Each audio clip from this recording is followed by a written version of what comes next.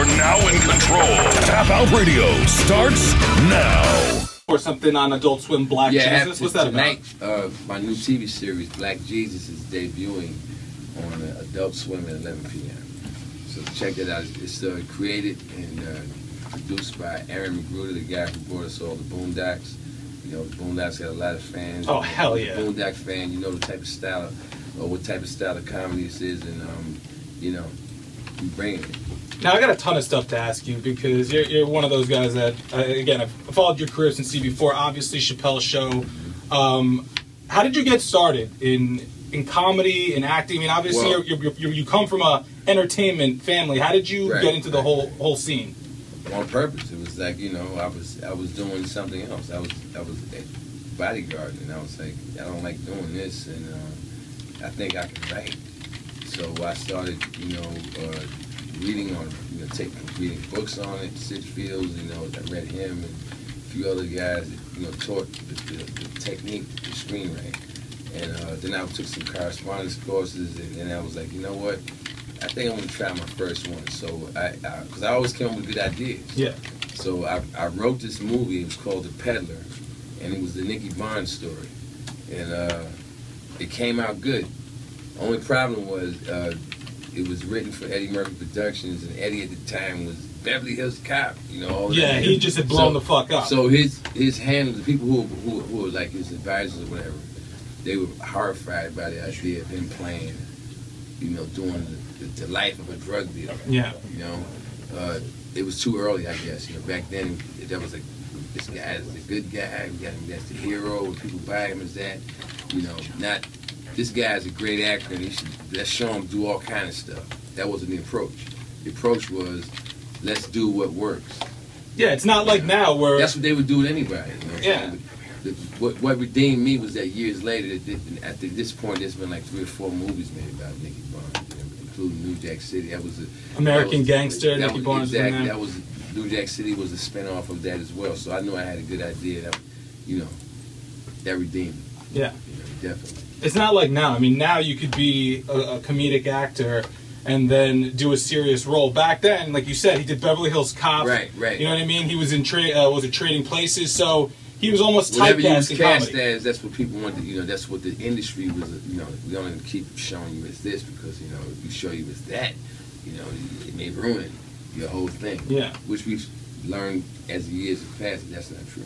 Do you notice that, like, comedic actors, they always end up being amazing dramatic actors? Yeah. For some reason. Right. I mean, Adam Sandler, he was great. Jim Carrey. Yeah, these guys end up coming out and I'm a comic too, and I've done a little bit of acting here and there. I think it's actually easier to act in a drama than it is to do comedic acting, because comedic timing you can't really learn. I mean, that's just doing it over and over again. Right. Exactly. Yeah, it's literally built in you. Now, you mentioned Beverly Hills Cop, and on Chappelle's show, you kind of documented, obviously, in a parody sort of way, you hanging out with Eddie. Obviously, you two are real tight. I read this book about legendary producer Don Simpson. Right. Did you ever fucking hang out with that dude? Because that dude was, like, I hear, just out of control. Jerry Bruckheimer. Yeah, definitely. Give me a good Don Simpson story. We were all young back then. Yeah, give me a good Don Simpson story. Wow, good Don. He's dead, so it's not like he's gonna come knocking on your door or anything. Wow, good Don Simpson story. Oh, how about the time in Vegas that time when I kicked his door open? Oh, yeah. So let me hear what went on. I kicked his door open because everybody was doing. The guys who I was with, that Eddie, the guys who I was with were doing coke. Yeah, he was a big coke and head. I was training in karate at the same time. So I put my karate gi on after a couple of blasts and started throwing kicks and punches and jumping all over the place. And then we just went down a hallway, and I went down to his room and karate kicked his door. Came in and took his cocaine. Karate gi on. That's the best way to steal somebody's cocaine. Oh, that's fucking awesome. Yeah, so this is mine, right? And it's funny because I mentioned the parodies you did on Chappelle's show.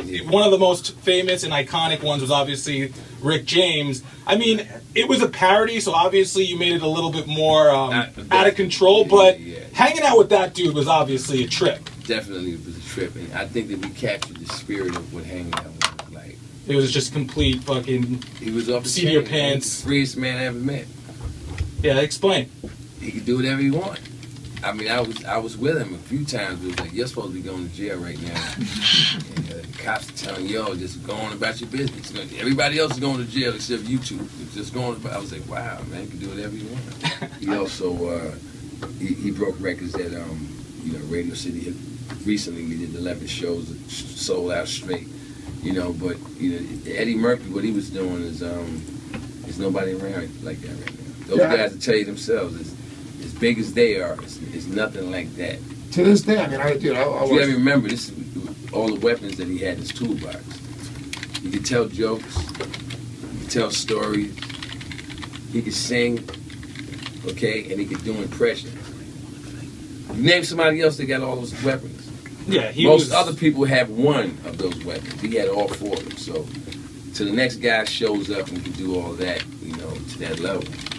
And also, he had attention to detail because, to me, I mean, even as a kid, because I'm 32, so when Raw came out, I remember seeing the trailer, and in the trailer was the opening scene of Raw, where he's in the living room of the house he grew up in, or at least they're documented at it, and he's telling a joke, and I believe you grew up in Freeport, right, Long Island? No, primarily Brooklyn. Primarily we moved to Roosevelt. Roosevelt. I went to Yeah. the military. I was there like 4 years.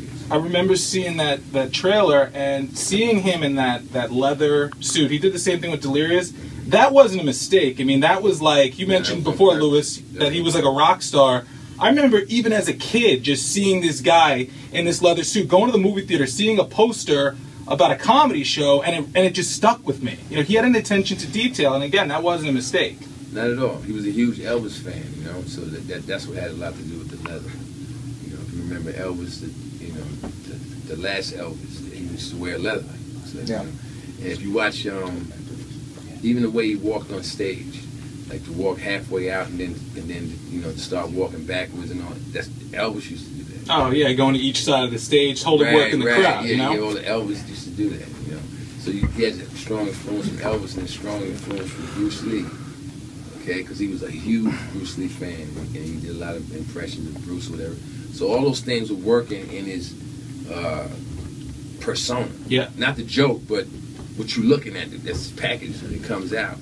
You like, it's kind of reminding you don't say it, but it's back there. It triggers like a subliminal thing in the back of your head. Something about some Bruce Lee thing going on here, some Elvis thing going on here, but this is a brother, so how could it be that? It worked. Now, you mentioned the Bruce Lee influence. It's so funny because they call Bruce Lee the true godfather of mixed martial arts. And this is an MMA show, but I do see the influence from Bruce Lee. Bruce Lee says, be like water, be in the moment, be able to... Be in the moment. You'd be able to kind of fill that space around you, and a Renaissance man, like a true, genuine, I think probably the last genuine Renaissance man, Eddie Murphy, I think genuinely did that. I wanted to ask, if you don't mind me asking, Rick, because you were this question. Yeah, sure. You'd mentioned you were a bodyguard for a while, and you'd mentioned doing some training in martial arts. This is an MMA show. What is your background like? How much ass can you kick? Because I'm terrified of you already. Goju, I did 12 years on the karate circuit. Goju, and I don't go around talking about it like I used to because I don't train like I used to. Yeah. I don't have the time, man. When you on a circuit, man, especially when you get to the black belt division, those guys, they eat, sleep, drink that. Breaking boards and doing all that crazy shit. That's their whole life, man. And that's what mine was. But then once I got this career, the stand-up thing blew up for me, and I started doing shows. When you come back after the 4-day weekend or whatever, you don't feel like working out. Yeah. It takes like a day or two to decompress, and then it's time to go back and do it again. Yeah. So the martial arts thing, it kind of, it suffered. Now my kids are still involved. All my sons are black belts, except my youngest one. He's a green belt right now. But my daughter refuses to. She's seen the Ronda Rousey fights. Oh, nice. I'm just joking. My daughter, I'm a big Ronda Rousey fan. Shout out to Ronda Rousey. Nice. My daughter's she's a girly. Like she doesn't want to do anything rough. Which is good. I mean, as a father, I don't think you'd like to see your daughter fight. I mean, you might like to see your daughter fighting. She could fight like Ronda Rousey. I wouldn't have had no problem with it. I've been threatening people. You want me to bring my daughter in here? And she'd be your bodyguard. The voice of Charlie Murphy, along with Ricky Bones, Louis J. Gomez. Now, you mentioned Dave Chappelle before. Obviously, that's something that's a huge milestone in your career. The Chappelle Show introduced you to a completely a huge audience. Now, that show went from being the biggest show in the world, and then all of a sudden Dave kind of took and this might be taking it lightly, sabbatical, because you couldn't take it anymore. I mean, it was at the height. How did you take that? Because again, I know like everybody else, I was in shock, man. You know, that's the only way you can take that. Yeah. I was like, wait a minute, we just shoved it off. We good to go, man. You got to think about this, man. Friends, right? That was the show that was on around the same time as us, and our DVD sales outsold them, okay, by a huge margin. And all the cast from Friends came back, and they was all getting $1 million an episode. As a result of, you know, how well the show was doing. Our numbers was right there, the sales was right there, and the star left. So you going, wait a minute, those guys are getting $1 million an episode. Wow, we was ready to go. So that was part, you know, that makes you go, wow, man, we took a hell of a blow. But I never dwelled on that, and I never was angry about that. I never looked at Dave as not my friend. He's still my friend. I still love him, you know, and I'm glad that, you know, he's back and he's okay, you know, because, you know, during that time, I became who I am, you know, and that was without me planning, without me saying, okay, well, you know, this is what I plan to do. It just happened. The opportunity came, I started doing it, and I could never stop doing it. You know, and that's why the Radio City show that we did about a month ago, Radio City, I said Radio Shitty. Radio City show we did, he's 11 days there. He had Kanye West, he had The Roots as well. The Roots, Erykah Badu, Nas. I mean, he had all these different people come through and perform. And he had Charlie Murphy come through and perform, and I'm eternally grateful. That was one of my best nights doing stand-up. I'm never going to forget it. Did you ever talk to him about it? Yeah, I talked to him about it that night. I told him, hey, man, you know, this is a great feeling. I never stood in front of 7,500 people and made them all and cracked them at the same time till tonight. So thank you for letting me have that experience. Yeah.